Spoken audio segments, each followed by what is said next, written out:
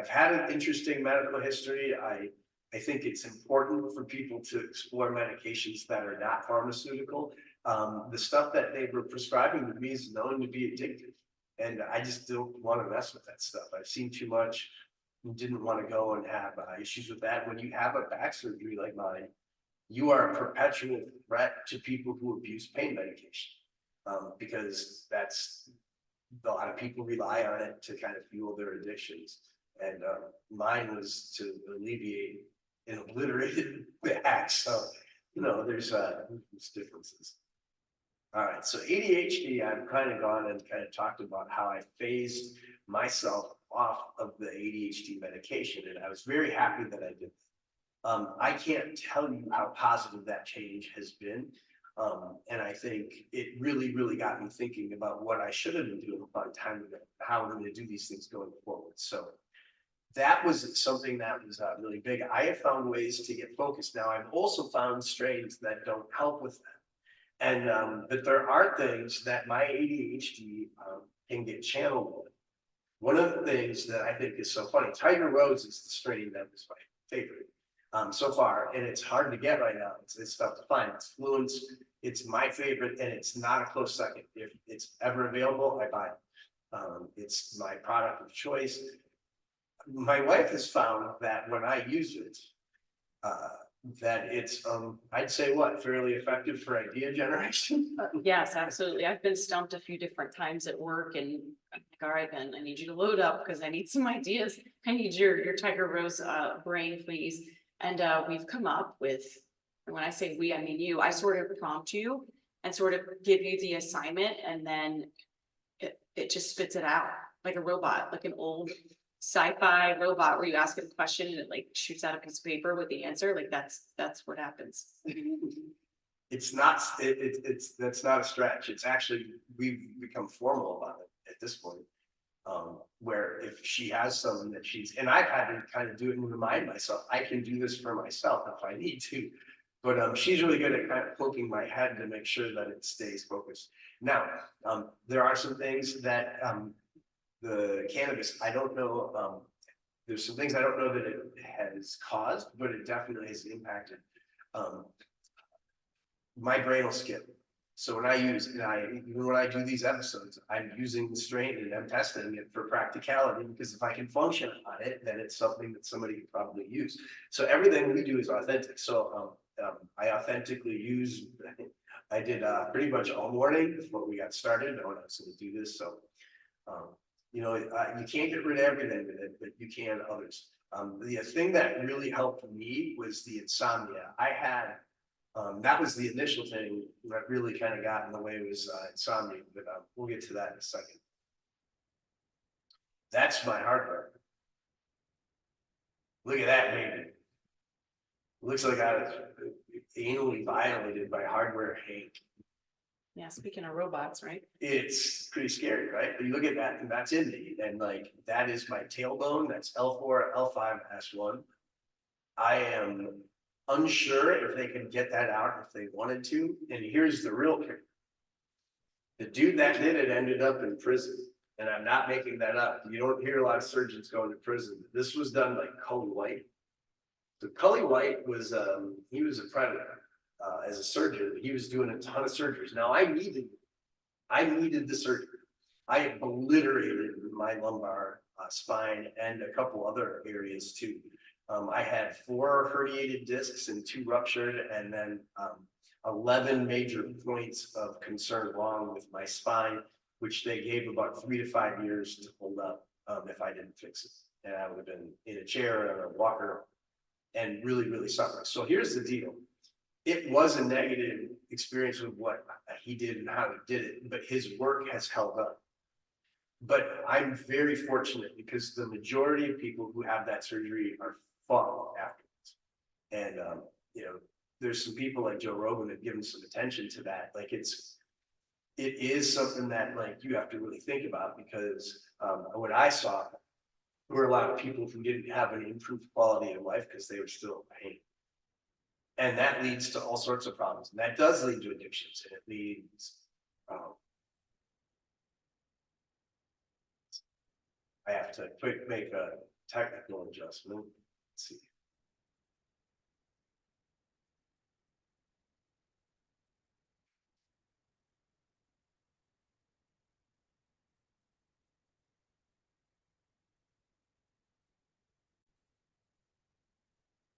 So Cully White, here's what he did. And here's why he went to prison.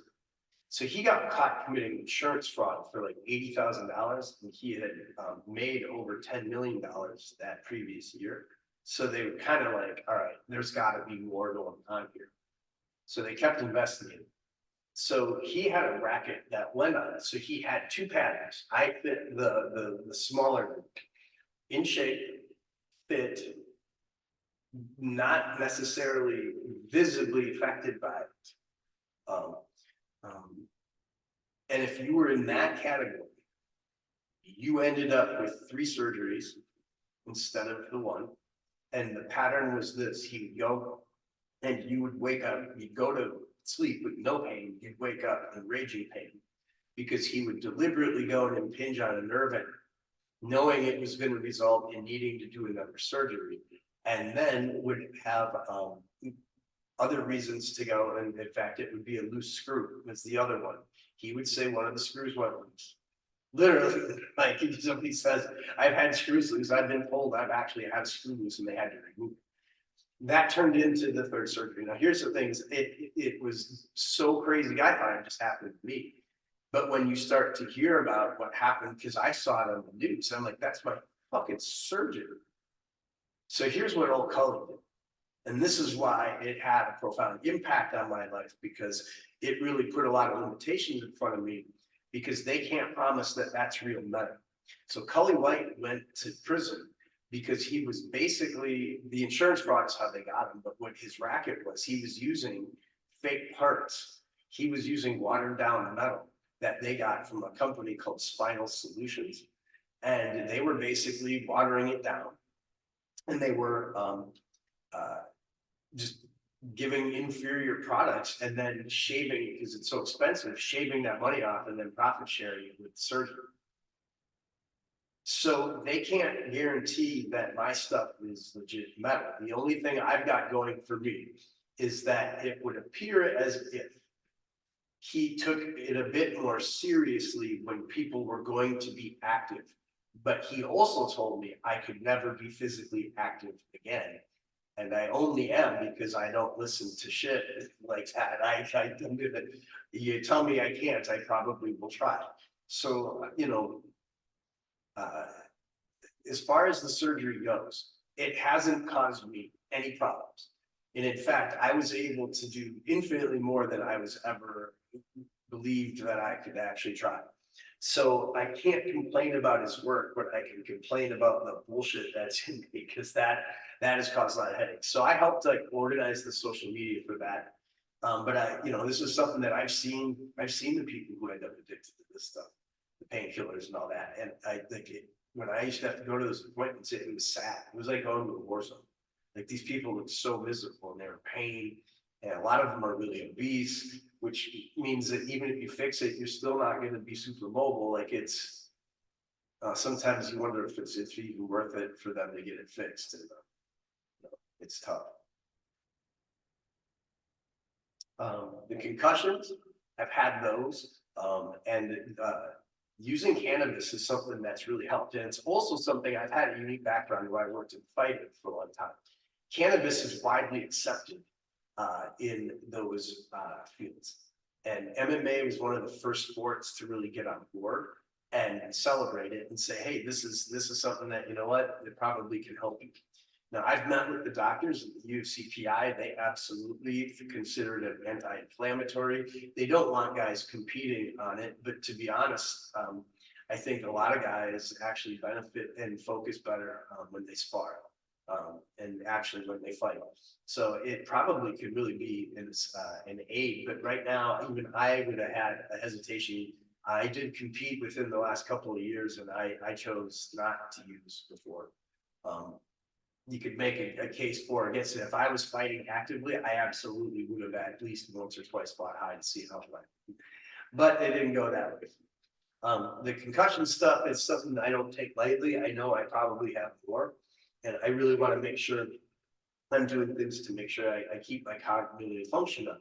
As I started to look into treatments for this, cannabis and CBD oil were viewed as being invaluable in treating concussions. So knowing I've had some, that gives me a good reason to kind of go and continue to use it for that. Now, my spinal issues.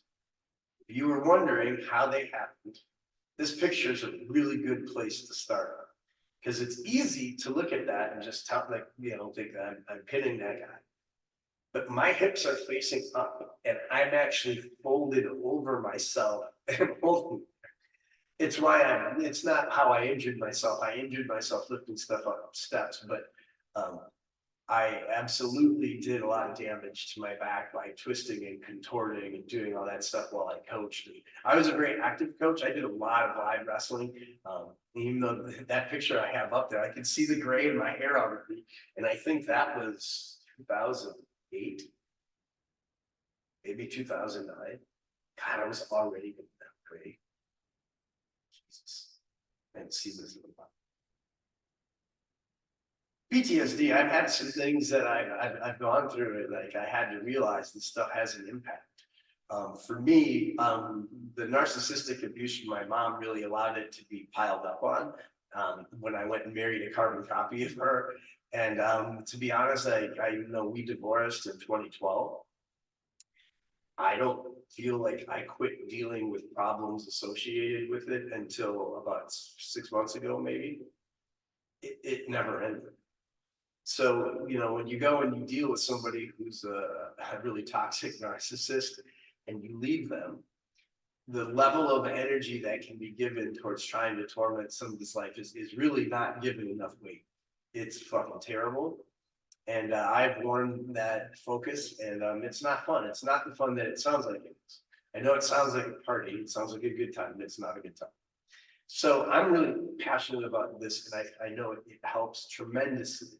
I know when I went through stuff through being alienated from my daughter, and I know I was really, really struggling. The thing I knew is I needed to not have things get frustrated for me because I basically had no resilience during that time. And I was vulnerable to panic attacks, which I've never experienced in my entire life. And I can't say that cannabis gets rid of them completely, but it lets you get them under control and then start to go and keep yourself from getting triggered until you can get past what you're working through. So I really kind of come to respect and appreciate the impact it can have. And it's going to greatly influence the way that we test this because I want to really get a thorough accounting of how this works towards this. Because I've got some issues. I've got some issues out there that are they're pressing, we'll say. All right. Teaching and coaching can bring a lot of trauma, believe it or not. You go through some stuff. My last coaching at high school ended in 2020, less than 4 years ago. We had 3 of those boys from that team had been murdered. And I don't think that's hit me at all yet. And compounding it was I was also coaching fighters and we had one that was also murdered. And there's not been a single arrest in any of them. Don't know, if they were related, if they weren't, but one way or the other, my son was on that team. So, even though it doesn't necessarily seem like it, you go through stuff as a teacher and a coach that's really traumatic. I mean, I've done some really big things in sports. People don't realize you're competitive. I've seen people end up having like legit mental trauma because of the loss. Like it's happened before, especially to really competitive people that really go and they take that stuff seriously. So the teaching end of it, my first year, I had a student murder. First year. So there's that. Not good, right? You get started and you're kind of immersed in it. And I had that kid for like 3 hours a day, like 3 periods. He didn't say much, so it wasn't like we got to know each other all that well, but That was how I kind of meandered into education. And then every year I'd fight to get back to the school where I was because I didn't have a full license. There's been a number of things when you're married to somebody who's just nefarious and you're going to go through it. And I'm a big passionate fan about when I see that I point it out to folks, which doesn't always go over so well, but it's out of concern because I don't want anybody to ever go through what I had to go and do. And I was fortunate I didn't repeat it, but I know people and I've seen people who've gone out there and continually just done the same stupid shit over and over again. And I'm glad I was able to avoid that because that would have been a really ugly mess to repeat.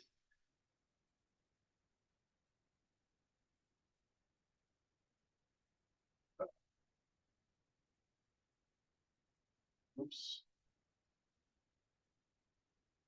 bear with me here.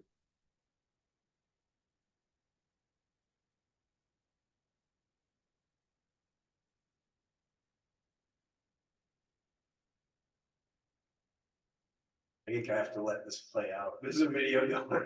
So you got, if you're watching this, you can see it. If you're just listening, you won't. I think I'm gonna greatly regret having put this slide in because I don't know if I can get past it. I think I have to let it play. Let's see what happens here.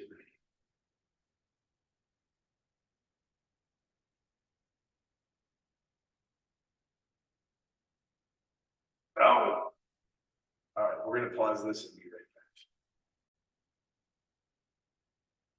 The narcissism is something I think is becoming a little bit of a cliche just a bit, but I do think it's something that hasn't really ever been discussed enough. And I think people have been dealing with this in a lot of ways for a long time. I think a lot of cannabis users tend to be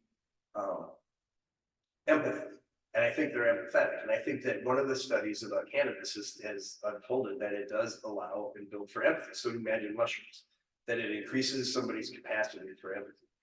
And so I think that's important because if you are a cannabis user, you have a more likely chance that you are an empath, which means you're going to attract it. It's not just relationships. These are people that you deal with professionally. And if you get involved in particular in professional sports and it's high stakes, and if you, I mean, I love working in pro sports, but man, I've seen some of the out of control narcissism that just it hurts success. So that's something that I've been through a little bit with it too. And then beyond the PTSD, I have a lot of arthritis.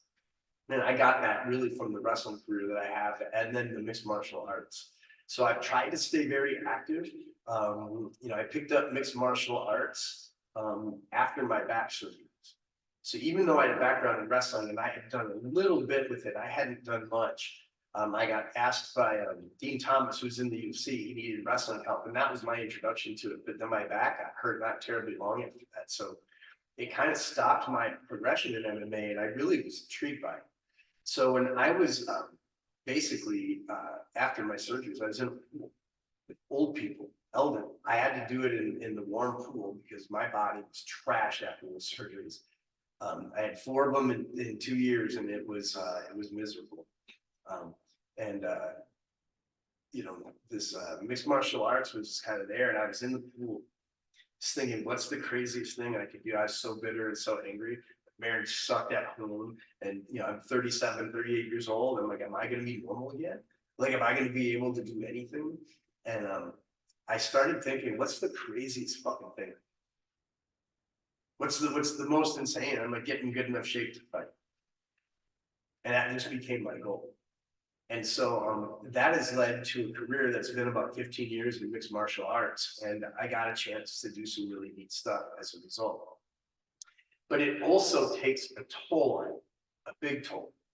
I culminated my MMA career, I ended most of it with a fight where I made the second oldest debut in the history of MMA. And I was very excited to do it. I lost, but it was a really, really good experience. I had a blast. And I don't think I get through it without cannabis. I don't think I recover enough. I don't think I focus enough. I don't think I relax enough. And like learning how to go and relax, even as a fighter, like you can kind of use cannabis to learn to let your shoulders relax when you're sparring. Like there's benefit to that. But the thing is people see these things and they don't always see the work that goes on behind it. I've cornered a couple of UFC fights, cornered 7. And, you know, when you go and you work with athletes, people don't realize you're getting picked up, dropped, grabbed. You can see if I can see this other picture here. Like picked up, tossed through the air. It's not a passive thing. It's a very active thing. So I've had a chance to corner some big fights. I got a chance to corner on McGregor pay-per-view. And I thought that would have played, but it won't. I'll play it another time for you. Pretty neat though. The last thing I wanted to go over is the insomnia. That was something that I had problems with going back to when I was about, I was about 19. I worked a 3rd shift job and did that for about a year. And from that point on, I was prone to bouts of insomnia. Also common with people with ADHD. And if you don't get enough sleep and you don't have ADHD, you're going to seem like you have ADHD. So, you know, not getting enough sleep, especially working in combat sports. I mean, even if I'm just, you know, just coaching, you still have shit coming at your head. You have things you have to react to. And if you're going without sleep, it can be really, really tough. And so that was what led me to campus. And I think it's worth going down that road to see how I actually made the decision to get into it. Because it really does play a part in why I wanted to do this and launch a business like this. So the insomnia had gotten out of control for me in 2016. My father was going through treatments for leukemia. And they went really well for a while, and then they didn't. So he didn't die right away, but he was in hospice for quite a bit longer than they were hoping for. He also was pretty non-functional for the last several days. And so, you know, here's the thing: is I worked in pro sports.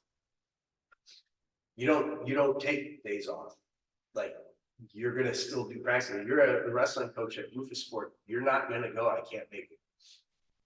Now, if it was for a funeral, absolutely something, but like in terms of being sick, I don't want to do anything different. My old man put me in wrestling to start with, and I knew he wouldn't have wanted me to be taking days off. I mean, that's what straight my dad. He didn't like days off. He liked work. He never stopped working. He was supervising student teachers the week that he lost basically his ability to be conscious and communicate. He never stopped. So, you know, I had really struggled with it, and we had a pretty good gap in our relationship. When about 12 years, we didn't speak.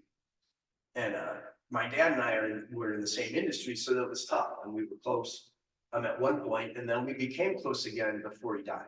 So I had a good several years with him before he passed. But that was what got me looking into cannabis. Because my dad was starting to struggle a little bit. And when I found out he was struggling, I wanted him to be comfortable. And I remember having a conversation with him. It's one of the last ones I had with him. And he wanted nothing to do with it. I had talked to him about one other time previously, and he was very quick to dismiss it. And it stuck with me because it wouldn't have fixed it. It wouldn't have like undid what was going to happen. But to see that his refusal to see it in any other way was really baffling to me, and it teaches you the power of propaganda. And we got it heavy doses from the government and other people when it came to this. So insomnia was why I was looking at doing this. And I started to navigate this and dealing with all the stress. And so that became something that was wearing on me, and I could probably, it was pretty visible. I worked at a gym called Rufus Sport. Rufus Sport, if you are a UFC fan, you have heard of it. We had 2 UFC champions there at the time. And I worked for Duke Rufus. Duke is a 5-time world kickboxing champion. Dude's legit. He's voted in the top 5 coaches in MMA history of all time. Legend. And I had a really, really great experience working for him. Actually, I had fun. I got to coach and work with CM Punk a whole bunch, and got to meet some really neat people. But Duke was somebody who it took me a little while to realize how fucking smart he really was on a lot of things. And he's looking at me one day, and we were friends, and he's like, "Hey, how are things going?" He knew my dad wasn't well, and I'm like, "Yeah, he's struggling. It's getting hard." He's like, "You sleeping all right?" And I'm like, "Not really." So yeah, you look tired. I'm like, "I'm exhausted." And he's like, "Dude, do you smoke cannabis?" I said, "No." And he like his head like turned and looked at me almost like, "What do you mean you don't? You have an insomnia problem and you don't use cannabis?" No. I said, "Why the fuck don't you? Why don't you use?" He's like, I totally thought you were a user. I would have thought he's like, you're laid back. But like, I was like, I don't know. I coached boys where I knew it was a negative, and kids in the hood really didn't drink. So I wanted to model as a coach. I wanted to model what I was doing, and so I just didn't use it. And then combined with the stigma of everything, and me going, I don't know how I'll react, and do I want to be a pothead? All of those things enter your mind. What never fucking entered my mind was, could this actually help? And I finally, somebody's telling me, like, "Dude, why don't you?" He's like, Duke looked at me and he's like, "How many high school kids are you coaching right now?" Zero. He goes, "You're right. And every one of these adults is using cannabis, so you might as well use it too. So go home, call one of your guys, tell them to get you a bag and get some sleep for yourself. And I'll be goddamn if that didn't work perfectly and alleviate years of an insomnia issue. Years of it being a perpetual problem. There were periods in my life I could, in no problem whatsoever, drop and spend the entire day, go and get no sleep whatsoever. Nothing. And sometimes for a couple of days. Very, very little. So I have found it to be a godsend. And it really did open my mind up to a lot of things, especially on things that you know pretty well. It gets your mind opened up to a lot of things. And I think that that's where I've really found a great benefit from it. But I really appreciate that Duke had done that. He's basically rerouted my life in some ways, because I wouldn't have ever really given it that type of weight. Other people told me I should use it, but the person telling me to do it had more credentials than about anybody on the planet in what I did. So it carried a lot of weight. He said that, and I'm very glad that I listened. So Duke, if you're out there, I'm super appreciative that you're the reason that I got into this, and I definitely walked away with a really good life lesson from that. My early usage was pretty much only to treat insomnia. But that led to some really, really interesting experiences because, when you're first new at this, you're going to overuse every once in a while. Or you're going to have something that's bad. I've had a few of these experiences. So my early use was basically just smoking right before I'd go to bed. I was using for over a year before I was out in public, even a little bit. After I used. So I was very cautious. I look back and I didn't need to be. I don't know why, but I mean, I was definitely approaching it, and I was being super cautious. It was definitely a process, though. I didn't have anybody to really tell me like what I should do, how I should do it. I didn't really know much. I knew how to use it in one or two ways, and that was about it. I bought a steamer. And it worked until it didn't do much for me, but if you're a heavy smoker, it probably wouldn't do much. But initially that was really good, and you could use it inside. So I did like that one. The vaporizer was a Yokin vaporizer, and I still have it. It works. It works pretty well. It's just, if you're a pretty heavy user like I am now, it doesn't do a whole lot for you. But my early usage involved, I think the first time I really smoked in public was in Abacoa. And we were at a concert to see Everclear, Marcy Playground, and Local H. I was there to see Local H primarily. But yeah, we were there and Everclear. Like, it was the two bands. I didn't really care about Marcy Playground. Maybe they have a few fans. They weren't, I remember a little bit, but it was raining, pouring. And the drink selections were terrible. And so we by fluke meet the promoter because he's basically ready to go jump off a cliff because he's lost so much money. Rain, it was cold all night. Because we're diehards for two of those bands. We stayed. There's nobody there. They had a reserve section of seats and not a single person was there. And this guy named Eddie was the promoter and he was just devastated and he was so mad. He's like, God, talking to him, he's like, do you smoke? And I said, yeah, I do. This, you want to go get high in the bathroom? So the next thing I know, I'm in a porta potty getting high with a guy named Eddie. And I've never been high in public before. And well, that was hilarious because I got really loopy. I don't remember much of Marcy Playground. I know I was super high. And at one point I had a chance to go talk to one of the musicians and I was like, I can't speak. I'm like an ape right now. I'm just gonna stand there. That was pretty funny. So that was definitely the first time I used publicly. And then it was when I'd switch it up. So when I first started going and using it on the bowl, then sometimes I would get really hit kind of hard if I used it long. And sometimes that would start hitting really kind of hard. So my tolerance always goes up pretty fast. But it doesn't always work that way. So there was a fight I was cornering in Stevens Point. Jamie Simmons, right before, not long before he got signed by the UFC. So I'm there with him and he has this main event fight, he wins. We go out when we're done. So we're hanging out and we're at this bar and I'm there with the promoter, co-owner of the promotion, and I'm leaning up against the bar and I have a drink in his hand. And I had taken an edible about an hour early. And it hadn't kicked in, and I took my time eating it, but I had never really done an edible like that. And it fucking knocked me into next week. So I was standing there, I couldn't move. I was afraid I was gonna fall. So I'm leaning and I'm there. So I'm sitting there and these guys we're off kicking and I had gone there, I think, because I was gonna end up needing a beer and I was talking to somebody when I was over there. And then all of a sudden I was like, oh God, I'm like, I need to, and I didn't move. And so I became uninteractive and a couple people tried to talk to me and I couldn't say anything. I was like, whoa. Just there. And so 3 or 4 hours later, I'm still standing there. And the guy that cornered with me, his name's Josh Moody, really good coach, good black belt in jiu-jitsu, dangerous dude.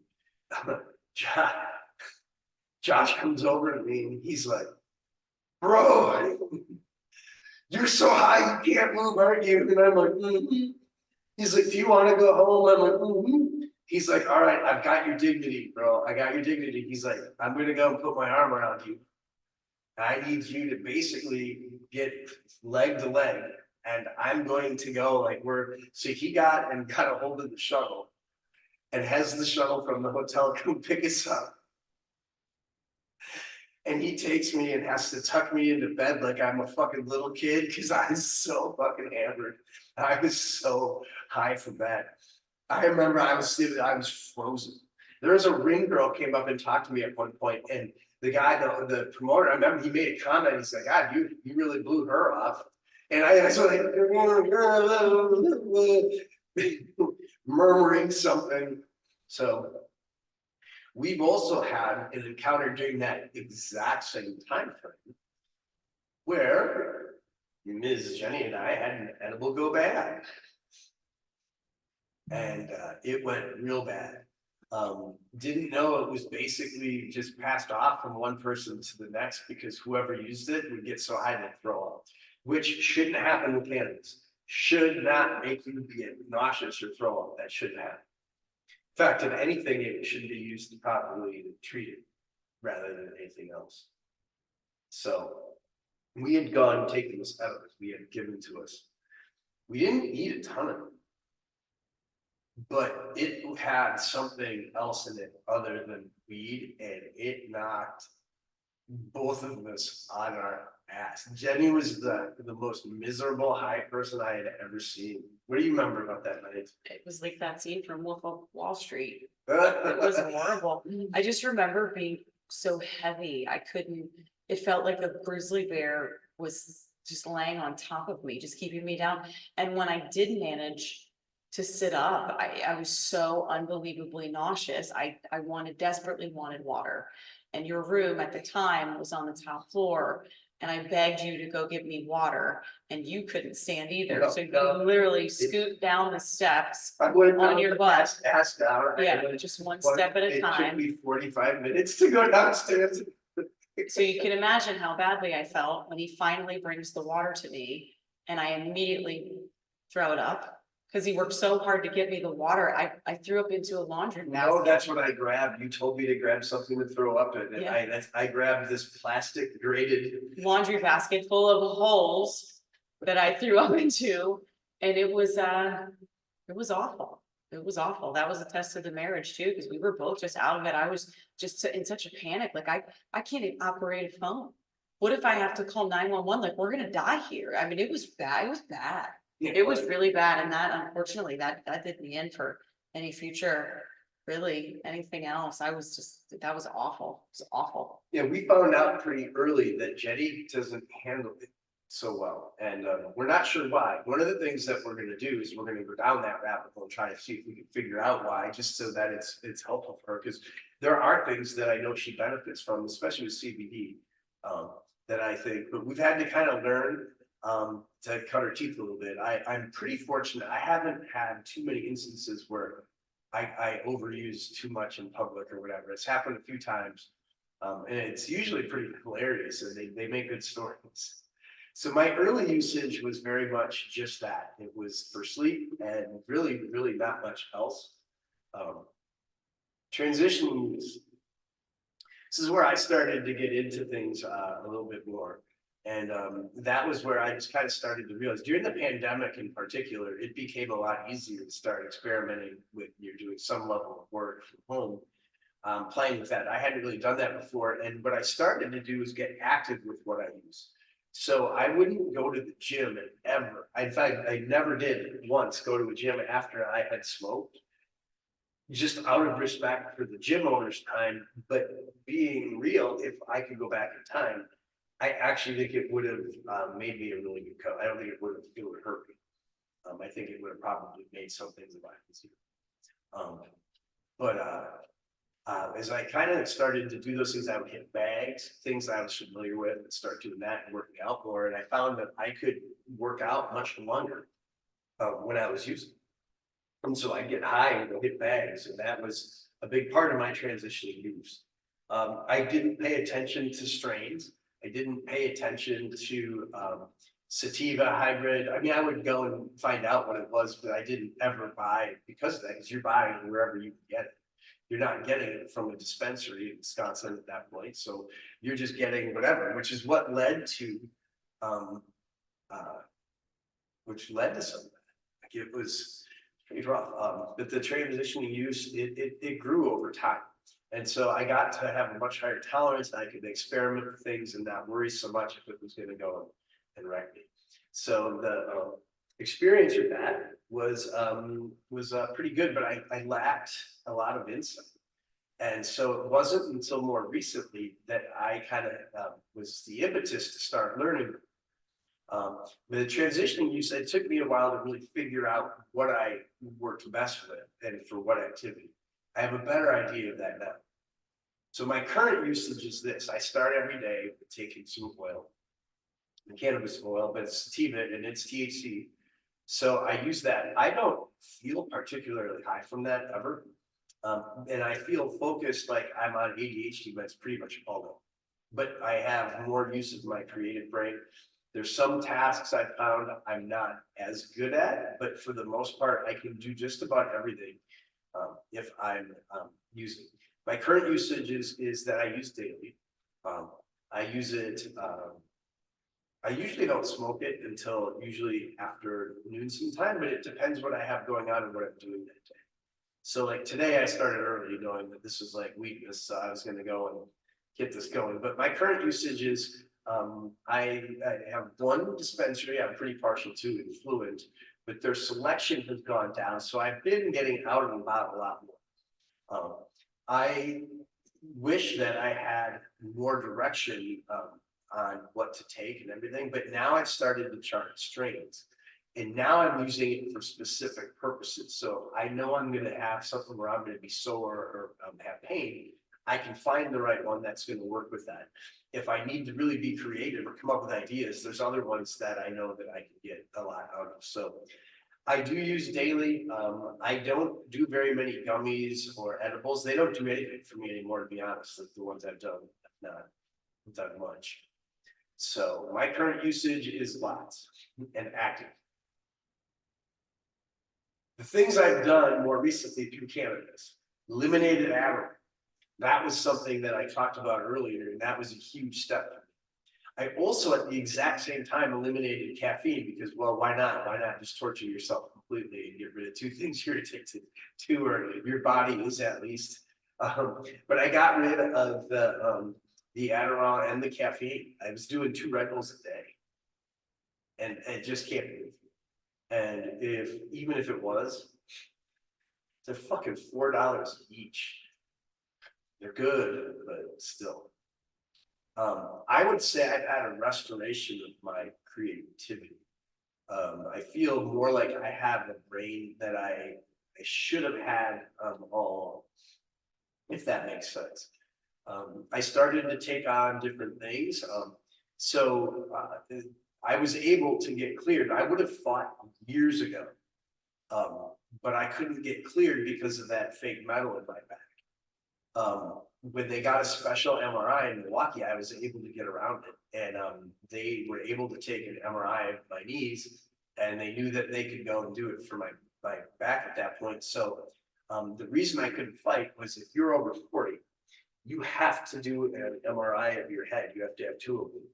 And they're expensive, crazy expensive, but I couldn't do the MRIs. We were told we could never do the MRIs because of the issues that they had. So, for me, I had to kind of go without fighting, and I couldn't get that waived. But when we figured that out, I was able to go get scheduled to fight almost immediately. I went and got the appointment scheduled. They did it. I got licensed, and then that was on. So the second I got a chance to do it, I was on it.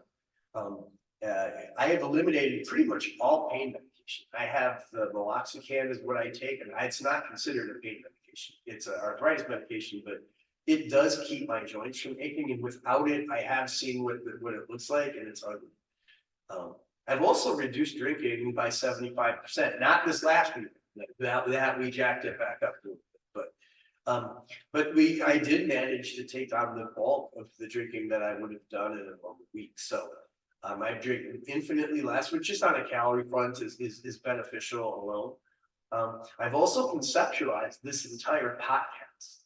So all of this stuff, everything created, all of the things I did have all been created while I was using it. And I have found that I have been able to generate more ideas and more possibilities and things that I don't really understand.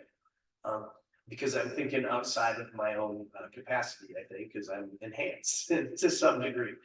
I think it does have different effects on different people, and mine definitely has been productive. Here are the things that are going to make up this podcast. You guys have heard a lot about me. Let's kind of hear about what we're going to be doing going forward. We have the Bud Tender Chronicles. So if you are a bud tender, you are listening to this, please get a hold of us. We want to make stars out of you guys. We want to get you on air. We want you to tell everybody why they should tip. We want you to go and tell everybody what we've got going on. What do you do outside of bud tender? You guys know that you are the fucking experts. You know more than everybody. We need to get you in front of others. So please reach out to us. If you are a bud tender, we're looking for you. We want to interview you. So we will do interview with a bud tender a couple times a month. And we are looking for sponsors for all of these. So any of these grab your attention and you would like to do an in-kind exchange for sponsorship or just throw some money at us like we're strippers. We'll take that too. I prefer the, if you can get it. let's get these interviews going and start to jack up you guys and your visibility. I think if people knew more about what you do, I think you would get a lot more tips. And I think we need you guys to be the heads of education. You guys know the most. And that's where I really want to tap into that as a resource. So that's going to be that section. Next, we need a sponsor for the Mad Dr. Strains. We want to do doctors interviews. Now, here's the thing. I think some of them really know their stuff, but it's hard to really tell. There's a lot of rubber stamping that goes on with these medical products, and people aren't really getting probably the direction they need. I know I certainly didn't, but I also know maybe there's not a lot of things that we can, I don't know, do with that. I think we can go and get you guys out there to be visible. We want people to hear from you. We want your expertise as well. And we think that you could make more of this position than what it's being currently made for. And I think that that's something that would be really possible. So we are going to try to interview a couple times a month. We will have a Treasure Coast medical doctor on.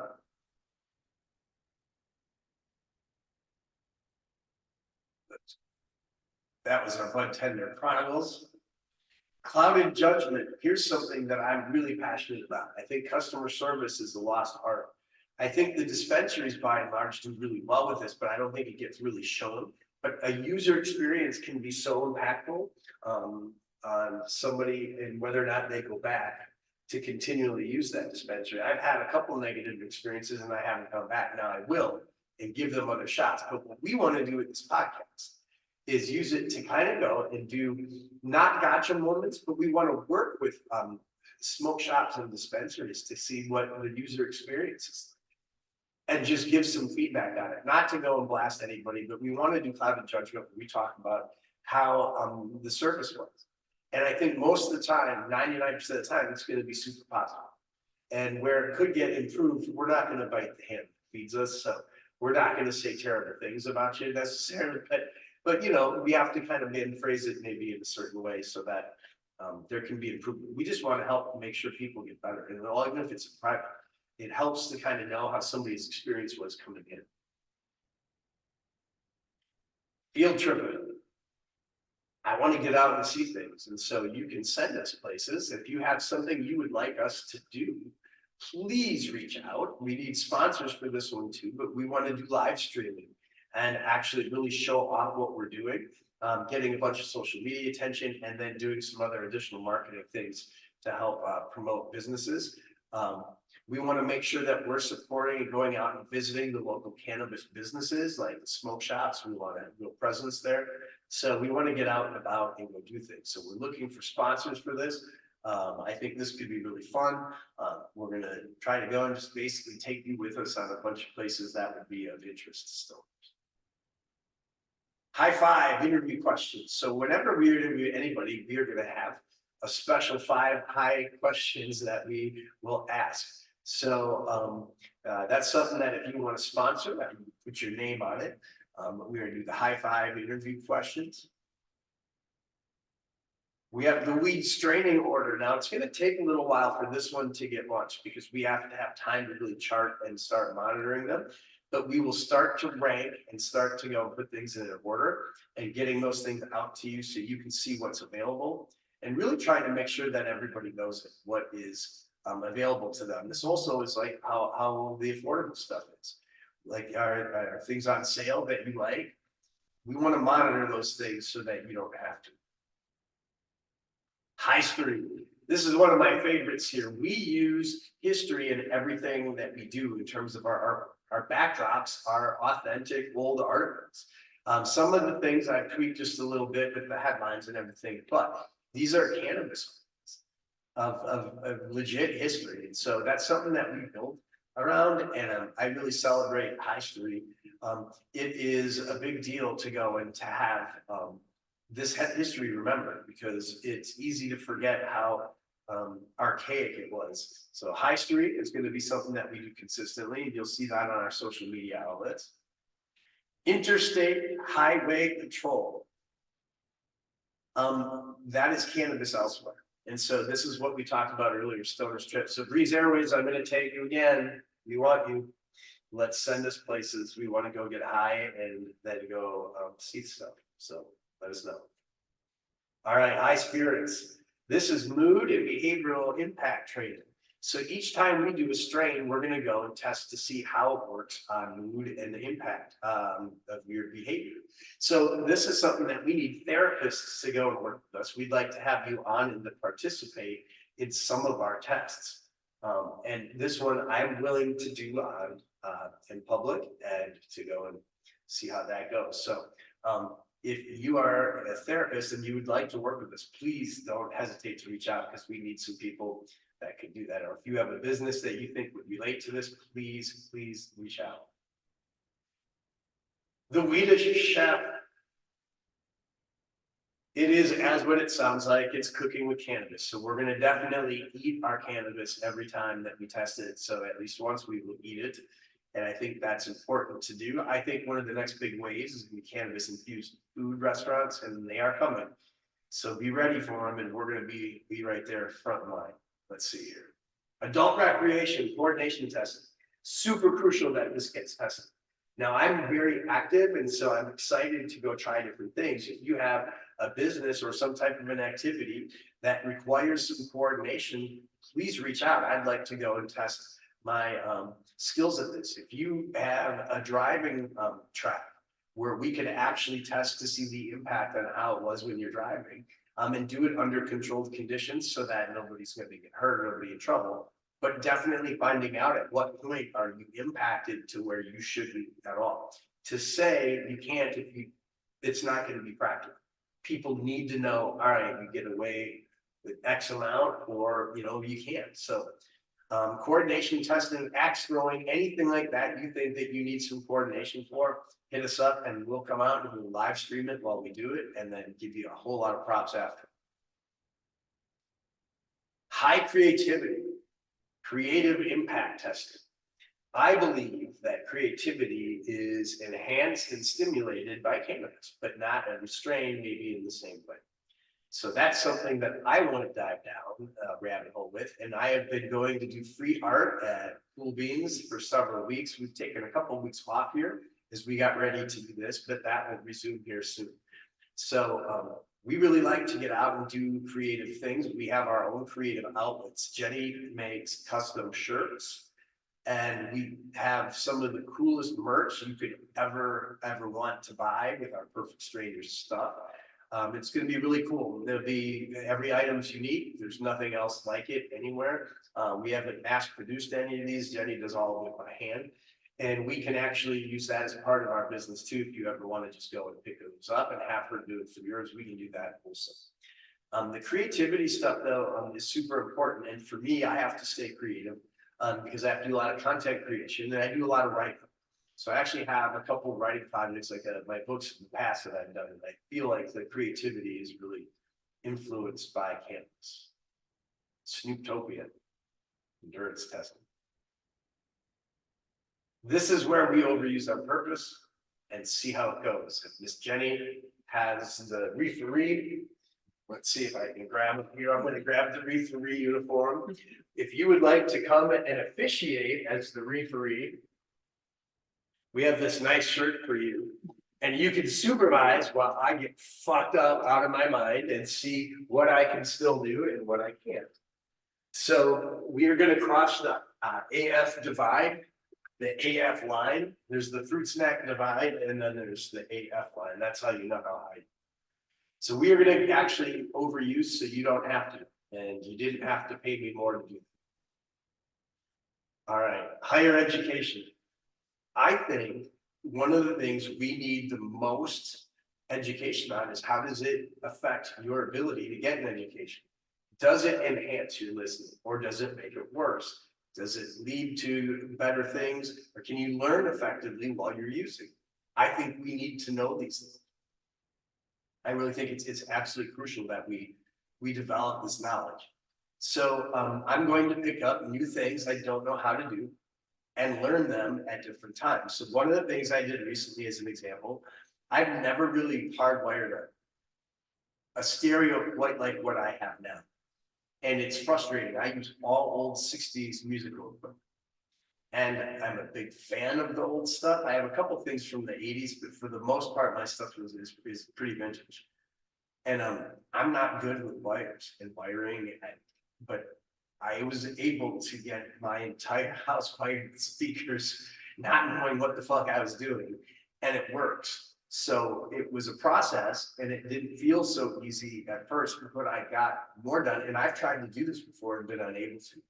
So I really felt like it was beneficial. And so higher education is going to be that. I'm also going to interview my former students about their cannabis experiences, in particular if they were at school where I worked with them and when they went high. So we will start those in the next coming week. HiQ, cognitive functionality testing. Does it make you smarter? Jenny, do you think it can make people smarter? Absolutely. Like for real? I don't know. I don't, I'm not using it, so I don't know. I think it unlocks things and I think it opens. So like IQ point wise, like that, I don't know if there has to be something to it. I mean, like your brain, like you said, like suddenly like it opens these new gateways. So I think there is definitely something to it. Yeah, I think so too. I'm excited to see how this goes. We're gonna do this in a number of different ways. I'm as a history teacher, I'm usually pretty good at trivia. And being able to recall information is going to be something that I think is going to be, needs to be tested. Memory. How does it affect memory? I believe in some ways it might have a negative effect, but I don't know for sure. But I'll bet you we can find out for each strain. So we're going to try to learn the new things, and then we're going to also test how much of what we already know can we recollect and use after using cannabis. Canaerobics, exercise testing. You are welcome to come join me at Peacock Fight Club, which is at my studio, which is also our house. I was a longtime mixed martial arts coach, and I got, there's a lot of stuff you pick up over it. And I run kickboxing cardio classes here at our place. So I would love to have you come and use and then go and do a big class with me. They're 25 minutes long, they're hard, and it's my baseline. So as we test canaerobics, I'm going to always do that workout with each strain, but then I'm going to mix it up for the rest. So that's going to be one of my controls. And this is one that I'm really passionate about because I have found that I'm much more active now that I'm using, and I think the drinking probably slowed me down in the past. So that's something that I think we will have a lot of fun with. If you have a studio that you do any type of Pilates or P90, whatever those things are, like the Pelotons, if you have something like that, I'm more than willing to come and see how it goes, and we could use that. So if you have those types of places, please don't be afraid to reach out. And then highly productive people. I think finding out how you can do it, your normal known tasks, things that you've got to do. So one of the baselines I have is, while I use with the strain, is I go and I clean. And I do it kind of the same way each time. And then later I look to see how I did. And I judge myself. And I found that there are some strains I don't do that well with, that make it so that I'm a little sloppier. So I think measuring that stuff is important. I think it's made me quicker at things, and it's allowed me to use my hyper focus for good. I'm going to continue to test that though, because I'd like to know more about it for myself. We're going to test productivity and see how cannabis influences that. High notes, musical impact. I'm a music diehard. A lot of the things that I arrange for our trips are going to be music related. So we've got high notes, and I'm going to go, and each time we do a strain, I'm going to listen to a different record and review it, post it, and probably do that a couple times a month. If you are a record store, we need your partnership. We would love to get something set up with a record shop that would let us basically get a record or two donated per month, and let me basically review it and let them know how it goes. I want to listen to it on vinyl. I'm a big believer in old stereo equipment, so we're going to give it a once over, but we're going to do anything music related. It's going to be under high notes, and there will be quite a bit. So that's what that segment's going to be in that test. High returns. Let's get into the segment. So I'm a cannabis broker, dispensary broker. So I work for Cannabis 10X. And as a way to go get into investing into these things, I want to start exposing how that can go. Cannabis has a chance to be the source of like a ton of wealth changing hands. And it is a great chance for people who are going to go and want to try to go and become wealthy to go find something they can get into. But if you want to own a dispensary, it's really tough. You have to have quite a bit of capital. But there's other things you can do to invest in, things like Kentucky slushy, which for, much less, you can go get something and actually turn a profit with. And we're going to look into those things and really spend time studying them. That's the Cannabis 10X. That's my stuff right here. So you can see all of it, but Cannabis 10X is an awesome place. If you're interested in buying a dispensary, please let me know, because we would love to sell one to you. Florida is tough, but outside of the area is not. And you can get involved in investing in all different ways outside of the state. So just because Florida is a little tough to crack into right now doesn't mean that you can't. So if you have a lot of capital, you would love to go with a big investment, please let me know, but we can do other ones too. So with that, I believe that is pretty much everything we were looking to get through today in our first initial episode of Perfect Strangers. If you listen to this, I greatly appreciate it. This was our trial run, so it's not something that we have down to a science yet, but we are going to go and work aggressively to get it that way. Excited about what's coming, and I can't wait to be meeting all of you. And hope you guys continue to tune in each week wherever you go and listen to podcasts. Take care. I am Ben Tomes.